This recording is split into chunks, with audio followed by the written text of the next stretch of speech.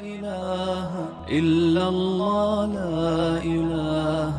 إلا الله.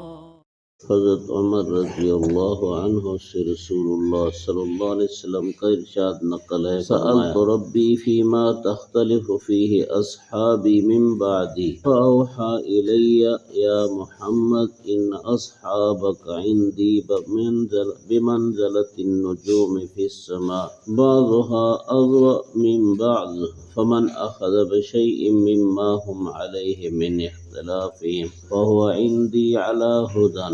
میرے بعد جن باتوں میں میرے صحابہ اختلاف کرتے ان کے بارے میں نے اپنے رب تعالی سے پوچھا تو اللہ تعالی نے میری طرف وحی بھیجی، اے محمد صلی اللہ علیہ وسلم، آپ کے صحابہ میرے نزدیک آسمان کے ستاروں کی مانند ہیں، ان میں سے بعض زیادہ روشن ہیں دوسروں سے، تو جو آدمی کوئی بھی چیز لے گا ان میں سے جس پر میرے صحابہ ہیں اختلافی باتوں میں سے، تو وہ میرے نزدیک ہدایت پر ہوگا۔ اس حدیث پاک سے ایک بات تو یہ سمجھ آئی کہ نبی کریم صلی اللہ علیہ وسلم کو خبر دی گئی تھی کہ آپ صلی اللہ علیہ وسلم کے بعد آپ کے صحابہ میں بعض باتوں میں اختلاف ہوگا۔ دوسری بات، اس اختلاف سے متعلق نبی کریم صلی اللہ علیہ وسلم نے اللہ تعالیٰ سے پوچھ لیا تھا کہ ٹھیک راہ پر کون ہوگا، تو اللہ تعالیٰ نے وہی بھیج کر سمجھایا کہ ہر ایک صحابی ٹھیک راہ پر ہوگا، کوئی صحابی غلط راہ پر نہیں ہوگا۔ جس طرح آسمان کا ہر ستارہ اپنی ایک راہ پر ہے اور کوئی ستارہ راہ سے بے راہ نہیں اور کوئی ستارہ بے نور نہیں، ایسے ہی ہر صحابی راہ پر ہوگا، راہ سے بے راہ نہیں ہوگا اور کوئی صحابی بے نور نہیں ہوگا۔ قرآن مجید میں ہے وَبِالنَّجْمِ هُمْ يَهْتَدُونَ، لوگ ستاروں کے ذریعے سے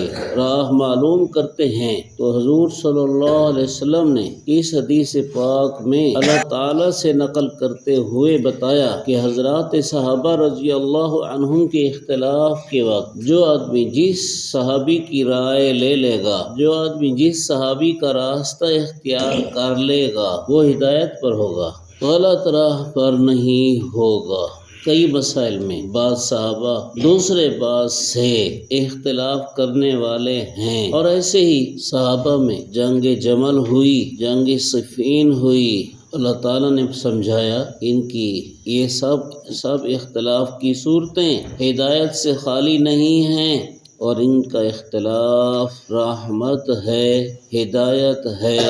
ضلالت نہیں، بے راہ روی نہیں۔ کئی لوگوں کو صحابہ رضی اللہ عنہم کے ستاروں کی بامانند ہونے پر اعتراض ہے، وہ صحابہ کو ستاروں کی مانند نہیں سمجھتے اور اس مضمون کے قائل نہیں ہیں۔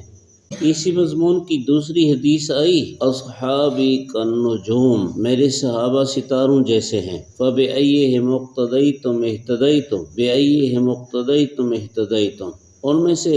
جس کے پیچھے چلو گے صحیح راہ پالو گے۔ اس مضمون پر ان کو اعتراض ہے کہ یہ ٹھیک نہیں ہے، سند ٹھیک نہیں ہے، متن مضمون ٹھیک نہیں ہے، یہ ان کی جہالت ہے یا تعصب ہے۔ مضمون ٹھیک ہے، صحابہ ستاروں کی مانند ہیں، اس لیے کہ جس مذہب والا بھی ہے، اہل سنت مذہب والا ہو یا اہل سنت کے مخالف مذہب والا ہو، وہ علماء کو ستاروں کی مانند کہتے، لکھتے اور سمجھتے ہیں۔ اگر علماء ستاروں کی مانند ہیں تو پھر صحابہ کیوں ستاروں کی مانند نہیں؟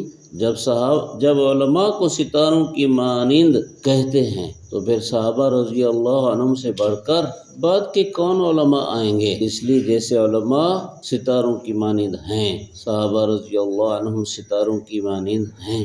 صحابہ اکرام رضی اللہ عنہ کے اختلاف پر تبصرہ اور تنقید ناجائز ہے۔ یہ ایسے ہے جیسے دو بھائیوں میں اختلاف پڑ گیا اور تیسرا ان کا چھوٹا بھائی ان پر تبصرہ اور تنقید کرے، یا گھر میں ماں باپ کا اختلاف ہو گیا اور بیٹا ان پر تنقید کرے، تو یہ نامناسب بات ہے۔ نہ بیٹا ماں باپ کے اختلاف میں تبصرہ اور تنقید کر سکتا ہے، اور نہ دو بڑے بھائیوں کے اختلاف میں چھوٹا بھائی تنقید کر سکتا ہے، اور غیر تو کر ہی نہیں سکتا۔ یہ تبصرے اور تنقید کر کے فیصلے دینے والے ایسے لوگ ہیں جیسے دو آدمیوں میں کسی معاملے میں اختلاف ہو گیا اور وہ تیسرے کسی شخص کو اپنا ثالث مانتے ہی نہیں ہیں، نہ ثالث مقرر کیا ہے، اور تیسرا یوں ہی عدالت لگا کر بیٹھ جاتا ہے اور کہتا ہے کہ میں ان کے درمیان فیصلہ کرتا ہوں۔ تو دنیا کا ہر شخص اس تیسرے عدالت لگانے والے کو بیوقوف ہی کہے گا۔ الحمدللہ رب العالمین۔